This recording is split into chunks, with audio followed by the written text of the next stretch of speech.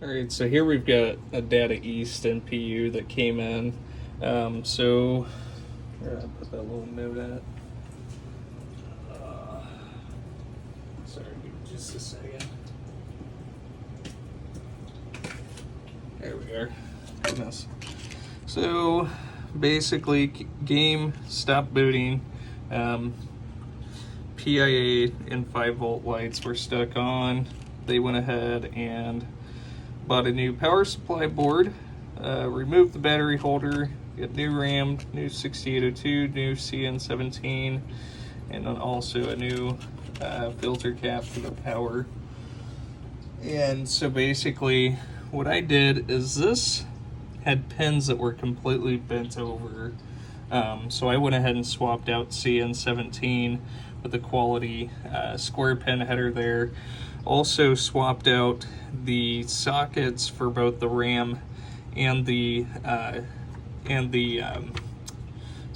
ROM. 6802, going through and testing all the address pins. What was it? Pin 22.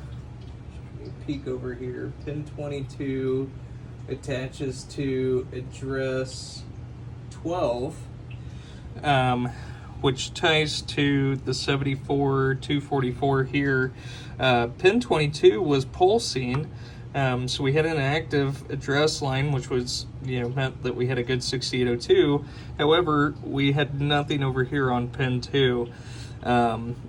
You can actually do continuity to the PI or to the VIA here, which I noticed that there was no continuity from here to the PIA or to the VIA. Goodness, I can't talk tonight. So anyways, I went ahead and pulled the 6802 and also pulled the socket and discovered underneath that there is, at some point, somebody had tried to pry, I don't know, either the socket or the 6802 out. And what they had done is actually damaged that trace there, or severed the trace, if you will. So I went ahead and pulled the socket, redid the trace, and got a new socket in there for that. So upon trying to boot it, we discovered that we had a bad Ramtron trip. My God, we had a bad 6264 RAM here. So I went ahead and installed a working NVRAM chip, and I've got the CPU chip sitting here, which I've got Data East Simpsons installed to go ahead and test the board with, which, as you can see, it's been a long day. But as you can see, we do have the displays working, got the lamp matrix dancing, and no coils that are locked on. So we'll go ahead, throw this into test here.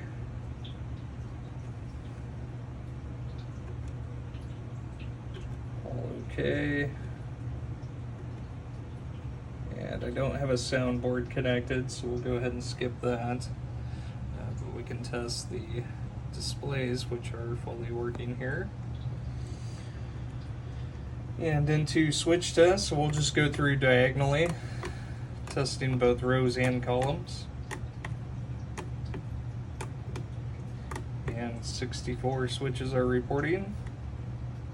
None that are active, which is good. And we've got the lamps, all lamps working. Into the rows. And also the columns. So all of those are working properly. And then also into the single lamps, which is slow as hell. And moving over to the flashers. And into the solenoids here. So testing both A side and B side here. Which there is one that does not have a B side, which was there. And then the 8 standard solenoids, not counting the AC or the AB relay select. And we'll go ahead and test the switch function there as well on the special solenoids, and all of those are working correctly. We're not going to test the individual switches or anything, but there you are. And I'll go ahead and excuse me, you won't be able to see the displays working, but you'll be able to see some sort of garbage on my displays. But I'll go ahead and get your ROM installed here so you can see that it's booting with that. All right, now I've got the Guns N' Roses ROM installed here on the board, and there you are. We've got a boot, and like I said, it'll show garbage on the displays here, but here we go, searching for a ball, and we've got the game fully booting there.